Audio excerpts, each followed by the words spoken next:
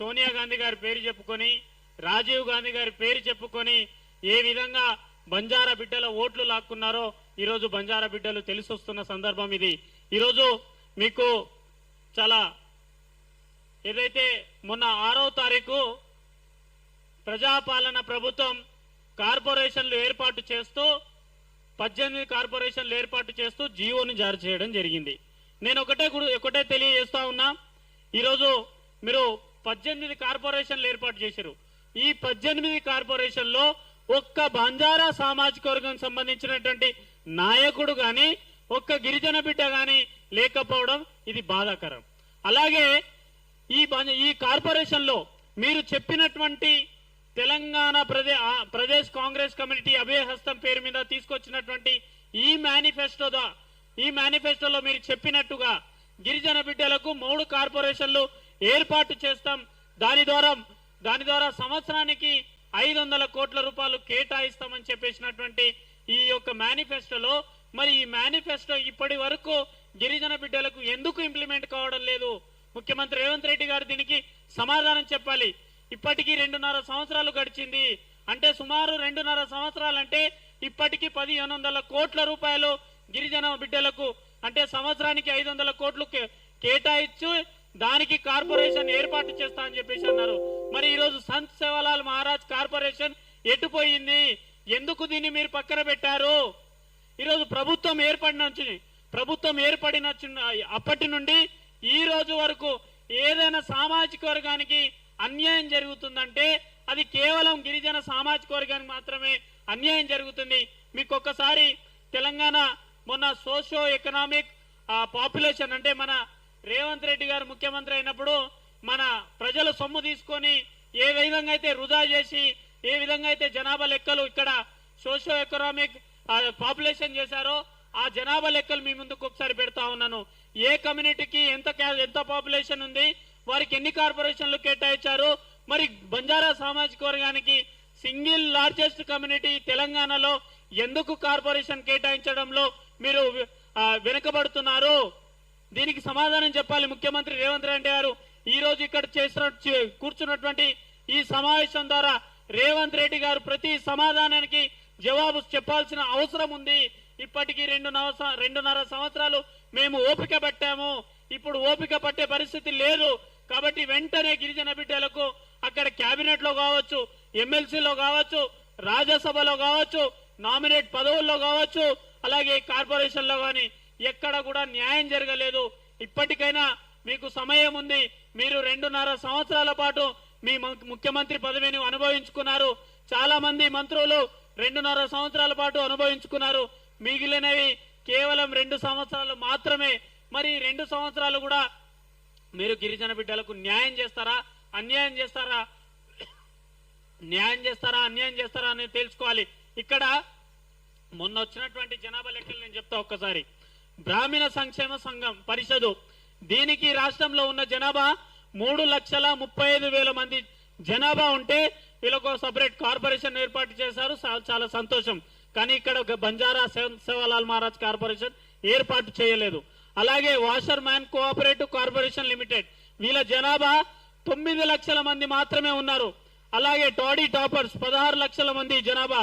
అలాగే పెరికా cooperative corporation limited వీళ్ళ జనాభా రాష్ట్రంలో 2,30,000 జనాభా మాత్రమే ఉన్నది. అలాగే మేరా కోఆపరేటివ్ కార్పొరేషన్ లిమిటెడ్ వీళ్ళ జనాభా 77,000 మంది మాత్రమే ఉంది. కానీ వీళ్ళకి ఒక ప్రత్యేకమైనటువంటి కార్పొరేషన్ ఏర్పాటు చేసి దానికి చైర్మన్ ని ఏర్పాటు చేసి దానికి మళ్ళీ ఇంకో వైస్ చైర్మన్ ని కూడా ఏర్పాటు చేయడం జరిగింది. అలాగే వాల్మీకి బోయా కోఆపరేటివ్ సొసైటీ కేవలం 3,50,000 మంది మాత్రమే ఈ తెలంగాణ రాష్ట్రంలో ఈ సామాజిక వర్గం ఉంటే వారికి సపరేట్ కార్పొరేషన్ ఏర్పాటు చేసి దానికి చైర్మన్ మరియు ఒక వైస్ చైర్మన్. అలాగే మున్నూరు కాపు 13,75,000. అలాగే యాదవ్ కోఆపరేటివ్ కార్పొరేషన్ లిమిటెడ్ 20 లక్షలు. అలాగే ఒడ్డెర కోఆపరేటివ్ కార్పొరేషన్ 6,43,000 జనాభా. వీళ్ళకి ఒక ప్రత్యేక కార్పొరేషన్ ఏర్పాటు చేశారు. తెలంగాణ హ్యాండిల్ అంటే పద్మశాలి బిడ్డలకు ఒక ప్రత్యేక కార్పొరేషన్ వాళ్ళకి కేటాయించాల్సింది కూడా 11 లక్షల జనాభా. అలాగే కమ్మా కార్పొరేషన్ 3,67,000 మంది జనాభా ఉంటే వాళ్ళకు ఒక ప్రత్యేక కార్పొరేషన్ ఏర్పాటు చేశారు. అలాగే పద్మశాలికి, అలాగే ఇక్కడ హ్యాండ్లూమ్ కూడా పద్మశాలి బిడ్డలే చేస్తారు. ఇక్కడ మళ్ళీ ఇంకోటి అంటే రాజకీయ నాయకులకు వాళ్ళ పెత్తనాలకు ఈ పద్మశాలి కోఆపరేటివ్ కార్పొరేషన్ లిమిటెడ్ గా ఒకటి ఏర్పాటు చేశారు. అలాగే తెలంగాణ భట్టరాజ కోఆపరేటివ్ సొసైటీ, వీళ్ళది కేవలం 21,000 జనాభా మాత్రమే ఈ తెలంగాణ రాష్ట్రంలో ఉన్నది. మీరు ఒకసారి గమనించాలి. అలాగే వెలమా కార్పొరేషన్ లిమిటెడ్, ప్రభుత్వంలో ఉంటారు వెలమా కార్పొరేషన్లు, అధికారంలో ఉండేది వెలమా నాయకులే, అలాగే పార్టీలో కూడా ఉండేది వెలమా నాయకులే.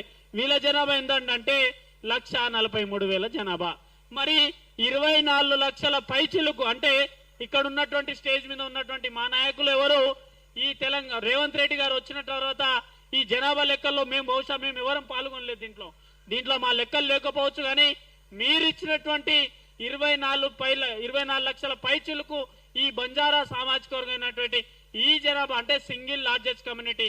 నువ్వు గెలిచినటువంటి అసెంబ్లీ సీట్లలో సుమారు 45 నుంచి 50 నియోజకవర్గాలు బంజారా బిడ్డలు, కేవలం బంజారా బిడ్డలు మాత్రమే ఓట్లేసి ఈరోజు రేవంత్ రెడ్డి గారిని ముఖ్యమంత్రి చేసుకున్నాము. పొంగులేటి శ్రీనివాస్ రెడ్డి గారిని మంత్రిని చేసుకున్నాం, ఉత్తమ్ కుమార్ రెడ్డి గారిని మంత్రి చేసుకున్నాం, కోమటిరెడ్డి వెంకటరెడ్డి గారిని మంత్రి చేసుకున్నాం. కానీ గిరిజన బిడ్డలకు ఇప్పటి వరకు కూడా కేబినెట్ లో అవకాశం దక్కకపోవడం, ఇది గిరిజన బిడ్డల పట్ల ఎంత గౌరవం ఉన్నది, గిరిజన బిడ్డలను ఏ విధంగా కాంగ్రెస్ పార్టీ గుర్తిస్తున్నది ఈ సమావేశం ద్వారా మీరు సమాధానం చెప్పాల్సి వస్తుంది. అలాగే మొన్న జూబ్లీహిల్స్ బై ఎన్నికల్లో ఎలక్షన్స్ కోసం హజారుద్దీన్ గారికి కేబినెట్ లో అవకాశం కల్పిస్తూ రిలీజ్ ఒక జియో కాపీ రిలీజ్ చేయడం జరిగింది. ఈ యొక్క కాపీలో మా doctor Ramachandra Nayak deputy speaker గా అనౌన్స్ చేశారు. మరి డాక్టర్ రామచంద్ర నాయక్ గత 8 నెలల నుంచి మరి ప్రజాపాలన ప్రభుత్వంలో డాక్టర్ రామచంద్ర నాయక్ గారికి ప్రమాణ స్వీకారం చేపించడానికి సమయం దొరకడం లేదా?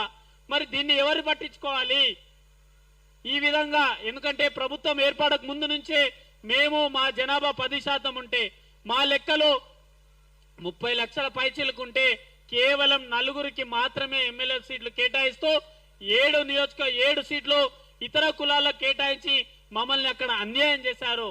అరే ప్రభుత్వం వస్తే మనకి కేబినెట్ లో వస్తుంది, ప్రభుత్వం వస్తే మా నాయకులకు అవకాశం కల్పిస్తాము.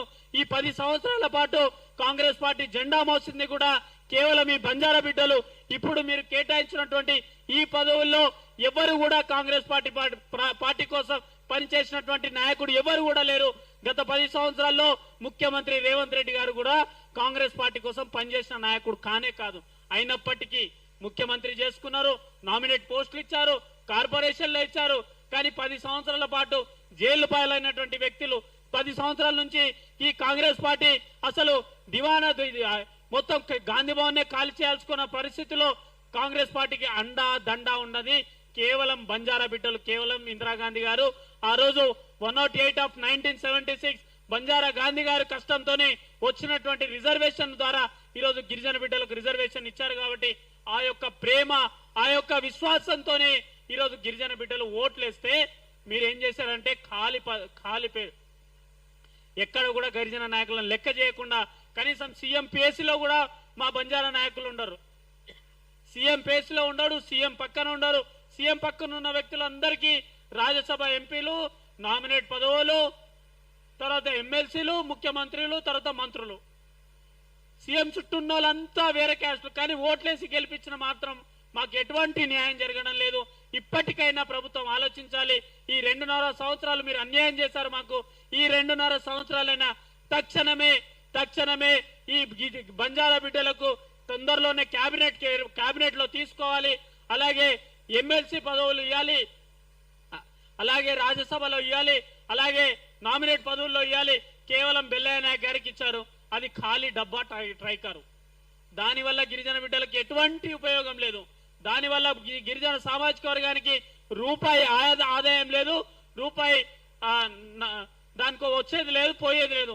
ఆ ఖాళీ డబ్బా ట్రైకారు బెల్లయ్య నాయక్ గారికి ఇచ్చి అక్కడ ఖాళీ కుర్చీలో కూర్చోబెట్టారు.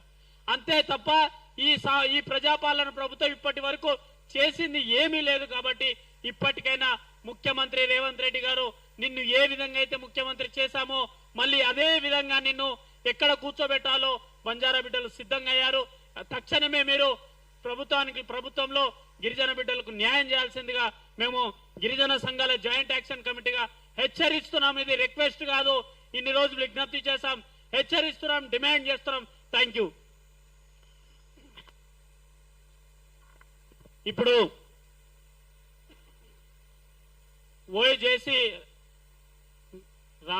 ఓఏజేసీ ప్రెసిడెంట్ అలాగే జనసేన పార్టీ సీనియర్ నాయకులు గిరిజన నాయకుడు పెద్దల గౌరవనీయులు సంపత్ నాయక్ గారు మాట్లాడాల్సిందిగా విజ్ఞప్తి చేస్తున్నాం.